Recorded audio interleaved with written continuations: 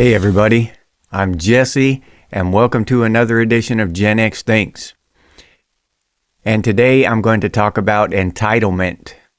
Why we have so many people nowadays who feel entitled, right?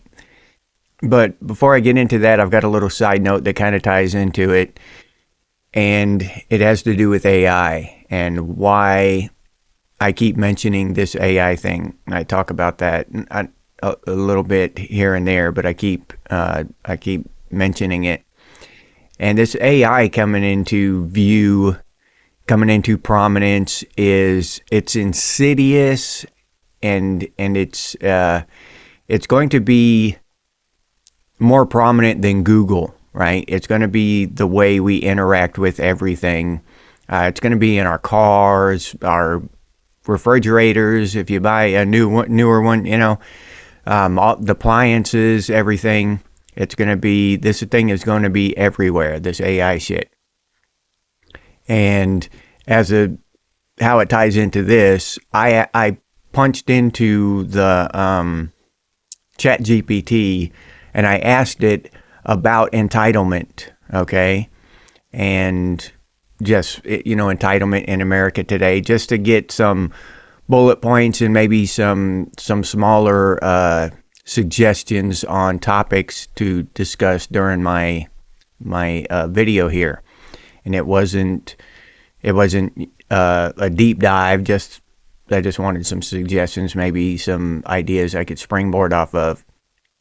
Well, ChatGPT, in response, when I asked it about entitlement, it said that we Americans, we feel entitled to things like freedom and personal property, liberty, the right to vote. This is what entitlement meant, that we feel entitled to basically be free human beings. Like, that was entitlement.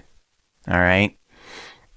Now, that may seem like a subtle point, but that it illustrates the shift in ideas and an undercurrent of a leftist liberal undercurrent of a mind virus that this thing can spread to children, to that one of these days, and not in the very far future, these AIs are going to be teaching in schools. They're not going to be physical teachers anymore. It's going to be just AI. They don't get sick. They don't have personal problems and stuff. They just show up and teach kids. All of these things where it can be, where the job is to communicate, just disseminate information and share information, and just basically communication, they're going to be replaced with AI. That's just point blank. And this whole thing with AI being programmed, I don't know if you heard it or not, but they asked Google, the Google AI, Gemini, I think it is, its name, for a picture of the founding fathers, and Gemini made the founding fathers black, which everybody raised a stink over, and then it kind of faded away. Now, Google did not go in and reprogram all of the woke liberal shit out of their AI. They just fixed that problem, right? So they accurately portrayed the skin color of real historical individuals. But all of the undercurrent, the underlying ideas are still there. It's, again, I keep saying it, it's hidden, it's behind the curtain, but it's still there. They're not just going to come out and tell us, hey, we're going to do this. We're going to make our AI so that it pushes an agenda. They do it behind the curtains. They do it in subtle ways. They've been shifting our country and every country across Western civilization towards socialism and communism for the last 50, 60 years, 80 years, something like that. This is a long haul implementation for them. It's not a, it's not a boxing match, it's a marathon. So yeah, so just be aware of this AI and what it is, the messages it is giving, the responses it gives, because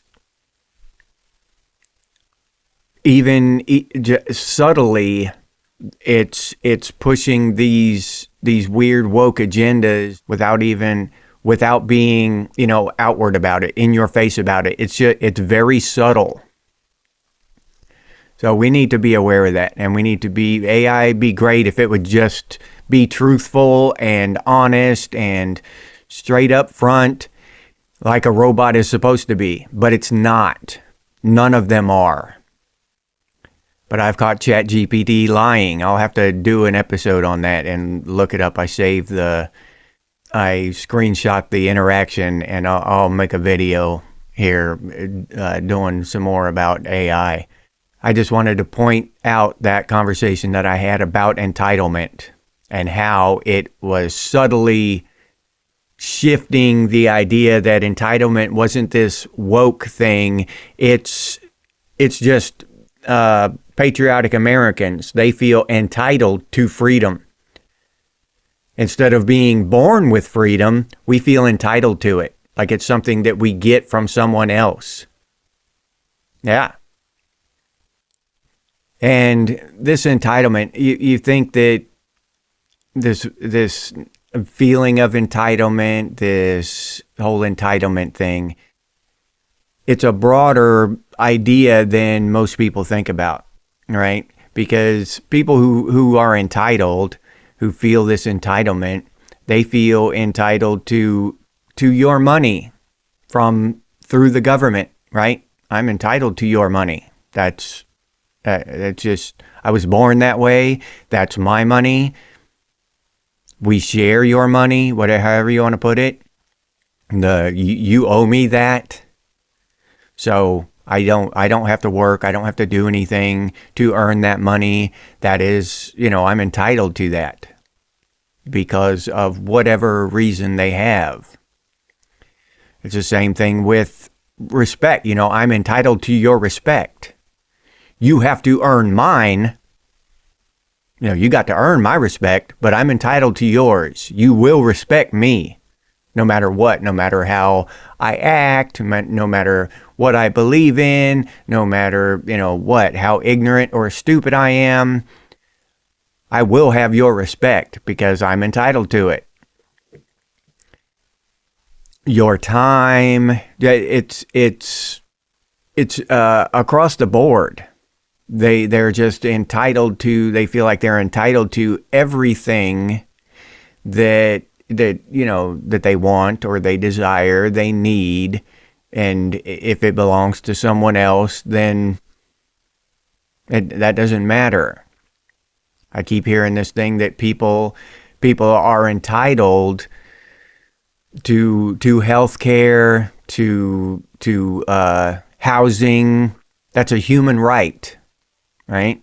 Now, the only people saying this are the ones who refuse to work for it. It's a human right to get free health care. It's a human right to get free housing and all this stuff. Now, the thing is that it's just not. That's a ridiculous idea on the face of it, because you have to steal or take the time and effort of other people, okay? And that takes food out of their families' mouths, and that takes you're not entitled to other people's effort and sweat, because even morons on the left have to admit that the other people are equal to them, right? Everyone has the same value on their time.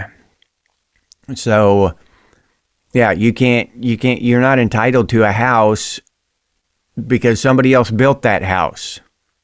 You're not entitled to health care because somebody else has to do that health care. Somebody else has to do that surgery on you. Someone else has to manufacture that medicine.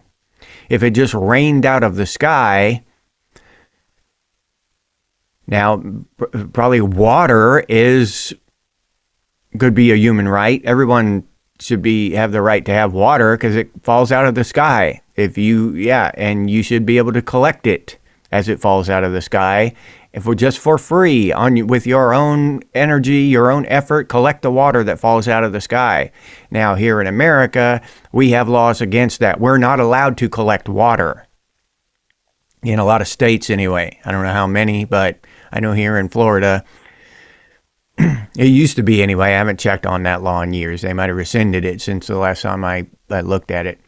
But my point is that these people feel entitled to the labor and time of other people, which just no, that doesn't work. If you could, an argument could be made that we are entitled to land. Everybody gets a half acre of land, and you can build a house on there if you want. That is more of a logical argument than I'm entitled to have other people build me a house. You know what I mean? It just the latter doesn't make sense. You're not entitled to someone else's time and their sweat and their effort and their a part of their lives. That doesn't work that way. And until they get to the point where, robots are just building everything, which it's on its way. They're 3D printing houses already. Robots are going to build everything, and then maybe their argument could be more valid there. It's a robot printed 3D house, and I'm entitled to it. Still, the argument probably wouldn't fly all the way because somebody had to build the robot, right? Or somebody had to design the AI that had the robot built. I don't know where that will go. But this entitlement is just rooted in laziness. That's all it is. I don't want to go out and have to get things for myself, so I'm entitled to the things that you have gotten. I'm entitled to your time. I don't want to waste my time going out and working for a home or a car or whatever, a couch. So I want your time, the time you spent working. I want that. I'm entitled to that just because I'm a human being.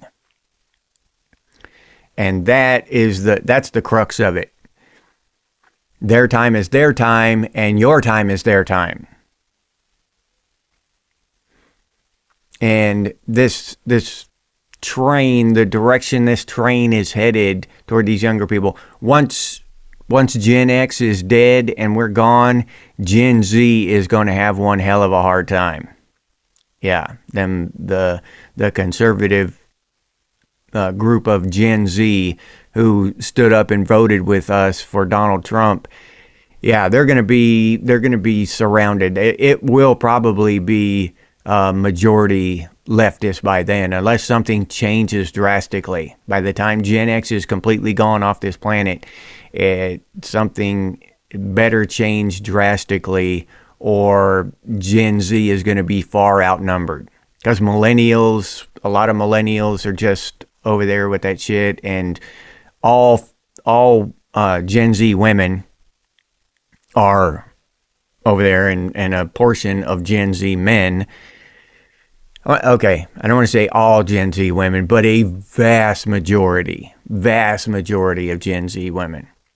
And in these younger kids coming up, now, what is it, Gen Alpha or something? I guess they're just going to go through the alphabet now, Bravo, Charlie, But yeah, they're in the generations get progressively more woke and left-leaning as we go forward, unless that gets changed, unless we can fix this educational system and fix this internet and this AI and shit.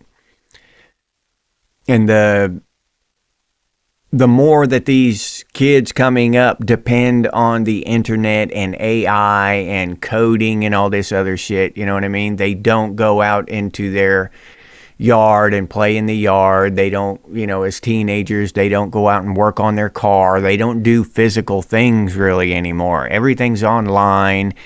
And so, and everything, literally everything you do online is going to be, you're going to have to pass that gate guard that is AI. That is these large language models and shit. And if you call customer service, you're just going to be talking to AI. So everything is going to be filtered through that, and that thing is going to alter the perception of what is real and what is, it's going to be almost impossible for these young kids to determine what is real, and they're going to come up thinking that they're entitled, even worse than they do now. And even more of them are going to be under the belief that they are entitled to the government's funds, right? The government owes them. And the government does owe us, but the government owes us security of our rights. Just like the Constitution says, the only purpose for the government is to protect our rights and defend our rights, not to take them, not to be some kind of, mama or daddy to us, for us to lean on and get funds from or get anything else from, except the defense of our inalienable rights. But more and more people are tending to look at government as like a sugar daddy or whatever. That's where I get my stuff from. Either A, they know that's tax money that they're taking and they feel entitled to our money, or they're just ignorant of the fact and they don't realize that that's tax money. They just think, the government just operates out of the ether, right? They're just ultimately rich and there's no end to the funds, and it's just they just leech off of that forever. So I don't know where that line is drawn as far as percentages. How many people actually know that the government operates on our tax money? I think most sane people do understand that, but I don't know. I'd probably be surprised at how many people don't even know that. So yeah, I think it's important that we look at this and pay attention to this entitlement. And we need to make sure that the next administration that comes in after Trump continues his work so we can get rid of this shit out of our schools, off of the internet. Get rid of this shit, right? Because it's going to be very important for our children and grandchildren going forward. As they're just going to be, even if you taught your kids the right way and did the right thing, if we don't continue this common sense conservative effort going forward, they're going to be so far outnumbered that it won't matter. It won't matter at all. As they will undo everything Trump is doing, they'll undo it in a heartbeat. And it'll just be 2021 all over again. So we need to stay vigilant and protect the future of our kids and our grandkids. And I'll leave you there with that. If you enjoyed this episode, please like, subscribe, and comment. If you'd like to support the channel by becoming a member, I'll put that link down in the description, or you can head over to the channel page and become a member that way. If you'd like to support the channel directly, you can do so by clicking on that super thanks button down there. Or you can head over to Buy Me a Cup of Coffee and buy me a cup of coffee. I appreciate those of you who do that. Thank you very much.